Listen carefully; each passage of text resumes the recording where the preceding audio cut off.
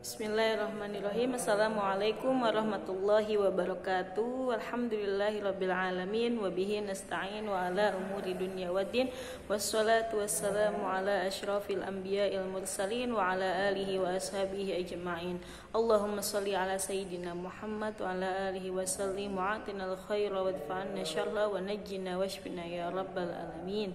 Alhamdulillahirabbil alamin. Altaqi marratan ukhra fi hadha darsil mubarak insyaallah fi waqti al mubarak insyaallah fi darsil fiqhil muamalat khasatan min kitab at-taqriratis sadidah.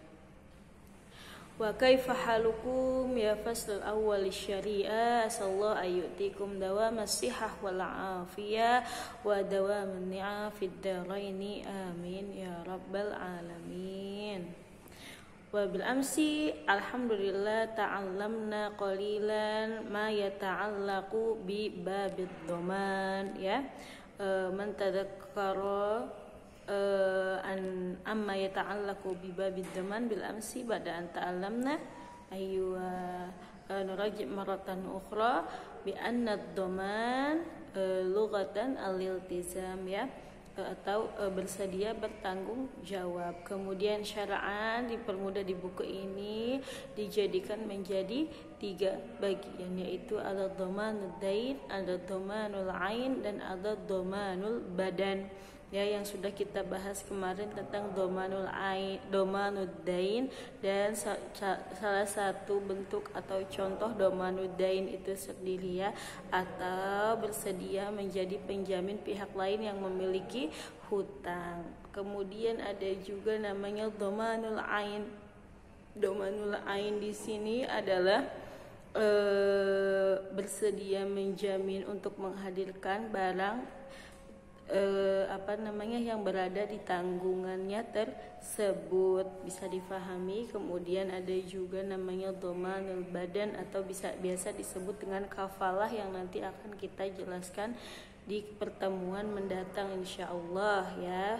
Harus diingat juga kemarin syarat-syarat jaminan itu apa ya, syarat-syarat penjamin, syarat-syarat jaminan, syarat-syarat barang yang dijamin itu harus diketahui, harus maklum, tidak boleh majhul ya, dan sudah merupakan hutang atau barang yang tetap dan memang harus harus dibayarkan atau tidak bisa dibatalkan. Wa qabla an nabda darsana al-yawm hayya naqra jami'an qira'atal basmalah. Bismillahirrahmanirrahim.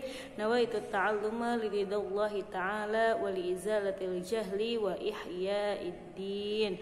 Amin ya rabbal alamin. Allahumma nafa'na bi'ulumi masyayikhina fid dunya wal akhirah.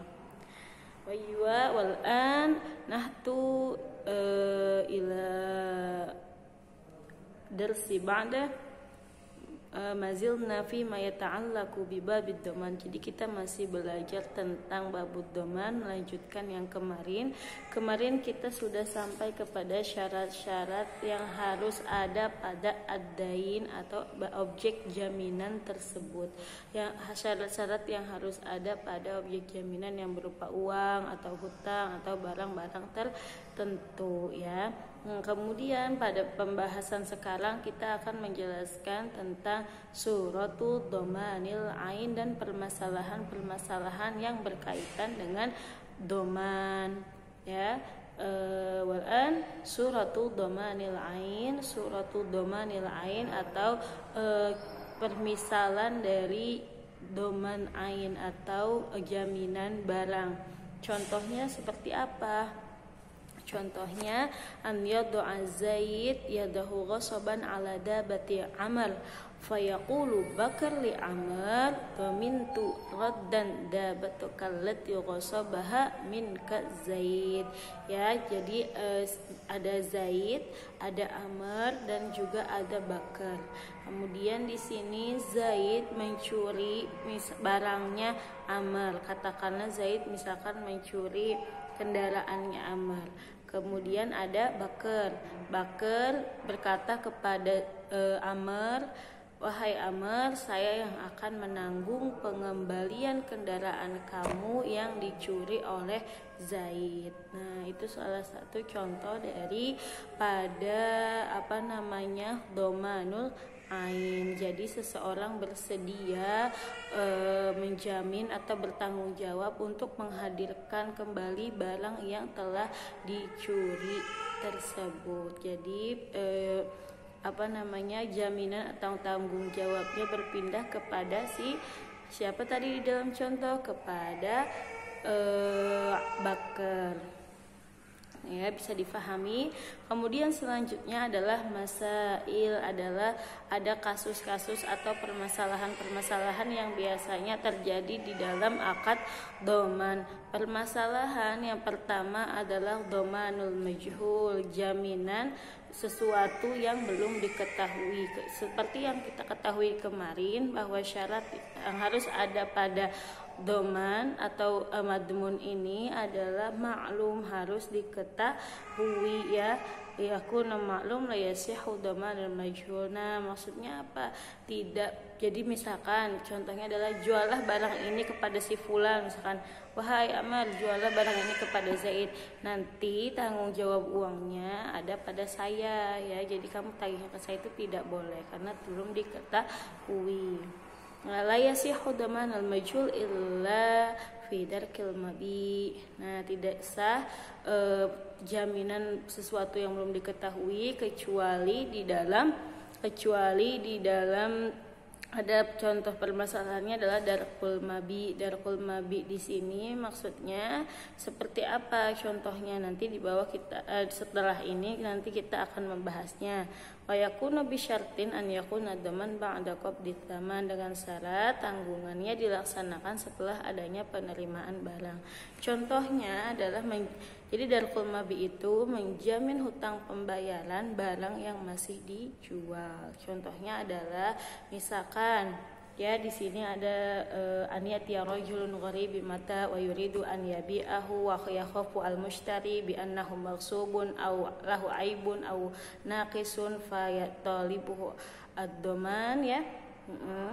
Jadi ada seseorang, misalkan seorang ini asing ya, sepertinya tidak pernah terlihat nih di pasar ini gitu. Kemudian dia datang dengan membawa barang-barang, misalkan dia membawa beberapa motor gitu dan dia ingin menjualnya di pasar. Nah, kemudian ada salah satu pembeli yang misalkan tertarik dengan barang jualan orang asing ini ya, misalkan dengan kendaraan motor tersebut, tetapi dia takut, pembeli ini dia takut kalau misalkan ternyata barang yang orang ini jual ini misalkan barangnya second ya, itu hasil dari curian atau misalkan ada kekurangannya tapi dia tidak mengetahui atau disembunyikan, atau misalkan ada cacatnya dan dia tidak mengetahuinya. Nah, karena pembeli takut dengan itu, maka si pembeli itu meminta jaminan, meminta ad-dhaman, maka didatangkanlah as-simsar ya. As-simsar itu siapa? Maklar. Maklar itu adalah sebagai penghubung kedua belah pihak yang berkepentingan ini, jadi supaya menghubungkan antara pembeli dan penjual ini. Jadi si simsar ini sudah diketahui oleh pembeli dan penjual juga, dan dia bersedia menjamin kepada pembeli barang tersebut dengan harga jika ternyata barang tersebut merupakan kepemilikan orang lain ataupun barang tersebut bermasalah. Maka nanti yang bertanggung jawab atas barang yang dibeli pembeli ini atau atas harganya tersebut jika terjadi sesuatu atau jika yang milik orang lain adalah si ad-dhamin yang simsar tadi ya, atau penjamin ya, bisa difahami. Dan syaratnya ini, penjamin itu harus diketahui oleh orang yang menjual tersebut, jadi supaya jelas. Nah, ini permasalahan darkul mabi ini dibolehkan. Kemudian ada permasalahan yang kedua. Tadi permasalahan yang pertama adalah dhamanul majhul, adalah tanggung jawab atau jaminan yang tidak diketahui, itu tidak dibolehkan. Seperti syaratnya itu kan harus diketahui kadarnya, jenisnya dan segala macam, maka itu dibolehkan.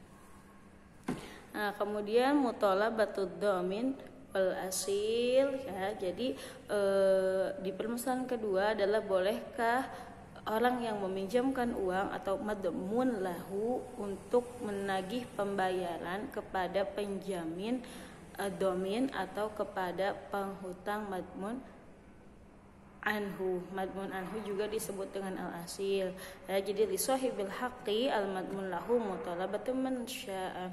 Jadi bagi orang yang meminjamkan uang atau madmun lahu itu berhak untuk menagih kepada siapapun, baik itu kepada si penjamin ataupun kepada si orang yang dijamin atau yang berhutang, karena itu merupakan hak dan merupakan hak dia untuk dipenuhi jaminannya tersebut ya. Nah, jika salah satunya menyerahkan hutangnya, maka terbebaslah kedua-duanya setelah ada kesepakatan dan akad yang dilakukan. Kemudian permasalahan yang ketiga adalah ta'liqud dhaman wa tawqituhu, ada suspensi dan adanya waktu jaminan. Pertanggungjawaban jiwa tidak boleh ditangguhkan sampai masa yang tidak diketahui berakhirnya kapan, karena seperti akad jual beli. Jadi ditangguhkannya itu tidak boleh sampai waktu yang tidak diketahui ya, bisa dipahami, karena ada hak yang harus tersampaikan kepada orang lain. Kemudian yang keempat adalah ar-ruju' 'alal madmuni anhu. Ar-ruju' 'alal madmuni anhu itu maksudnya apa? Idza salama ad-damin, misalkan si penjamin itu telah melaksanakan tugasnya ya kepada orang yang meminjamkan uang. Misalkan si penjamin sudah membayarkan jaminannya kepada yang berhak. Nah, kemudian bolehkah si penjamin ini meminta haknya kembali kepada orang yang dijamin? Misalkan dia sudah bayar nih 100 dinar gitu ya. Kemudian dia menagih lagi kepada orang yang dijamin itu untuk mengembalikan uangnya yang sudah digunakan untuk membayar hutang tersebut, boleh atau tidak? Itu dijabarkan kepada dua keadaan. Ada yang boleh dia menagih kepada orang yang dijamin tersebut dan ada yang tidak boleh. Yang pertama, yang dibolehkan untuk dia meminta haknya kembali kepada orang yang dijamin itu ada 3 keadaan. Yang pertama, idza domina bi'idnihi wa adda bi'idnihi. Jika memang terdapat izin penanggungan ya, atau misalkan Zaid, saya akan menanggung hutang kamu ya, Amar berkata oke, silahkan gitu kan. Nah, berarti itu mendapat izin dari Zaid gitu kan. Nah, kemudian wa'adda bi'idnihi, kemudian ketika akan melakukan pelunasan kepada orang yang meminjamkan, dia pun meminta izin. Nah, maka ketika sudah membayarkan hutang tersebut dan si penjamin ingin meminta haknya kembali atau meminta uang yang digunakan kembali, maka boleh karena udah mendapatkan izin. Kemudian yang kedua, idza domina bi idnihi wa adda bi ghairi idnihi alal asahli anna al idn fid dhaman tastazimul ada idn fil ada. Nah, jika izinnya hanya dalam penanggungan, misalkan si Zaid mengizinkan Amr untuk menjamin hutangnya atau menanggung hutangnya, tapi tidak ada izin dalam ketika pembayarannya, misalkan kapan nanti akan dibayarkan, hari ini atau bulan depan. Misalkan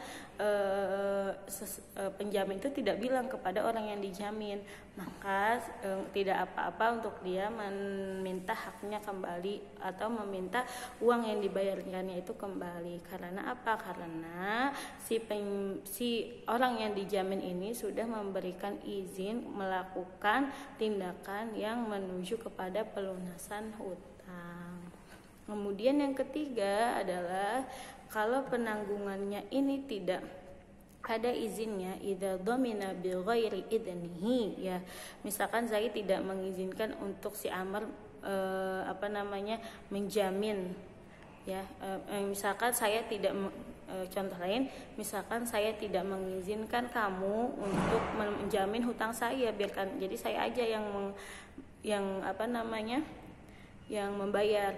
Tetapi ternyata di suatu ketika kamu malah membayarkan hutang saya, tapi Jadi misalkan besok ya udah saya yang bayar ya besok karena misalkan sudah jatuh tempo. Kemudian saya izinkan, oke ya sudah. Kemudian kamu bilang, tapi dengan syarat kamu harus mengembalikan uang saya yang sudah saya gunakan. Terus saya bilang oke, gitu ya. Maka itu boleh untuk kamu atau seseorang tersebut untuk meminta haknya kembali kepada saya. Ya, kemudian yang kedua adalah la yarji, tidak dikembalikan, tidak bisa dikembalikan atau tidak bisa meminta haknya kepada si orang yang dijamin. Yang ada dua, yaitu idada mina bighairi inihi wa ada bighairi inihi. Jikalau memang penanggungan dan pembayarannya tersebut bukan dengan izin orang yang dijamin atau bukan dengan izin al-madmun anhu.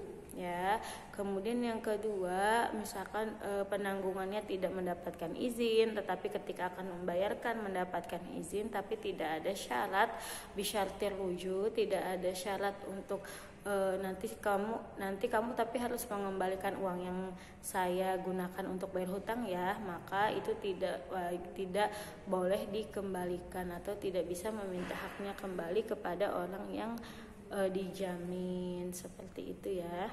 Jadi dia tidak bisa menarik kembali uang yang sudah digunakan untuk menjamin hutang orang lain tersebut karena tanpa seizin orang yang dijamin atau al-madmun anhu tersebut. Wallahu a'lam bishawab. Mungkin cukup sampai di sini, kurang lebihnya saya mohon maaf, dan jangan lupa kumpulkan videonya nanti malam ya. Jazakumullah khair ala husnil ihtimam. Nafa'anallahu bi ulumi masyaihina fid daraini. Allahumma sta'in bi syaihina anna wa dzati barakata ilmihi minna. Wassalamualaikum warahmatullahi wabarakatuh.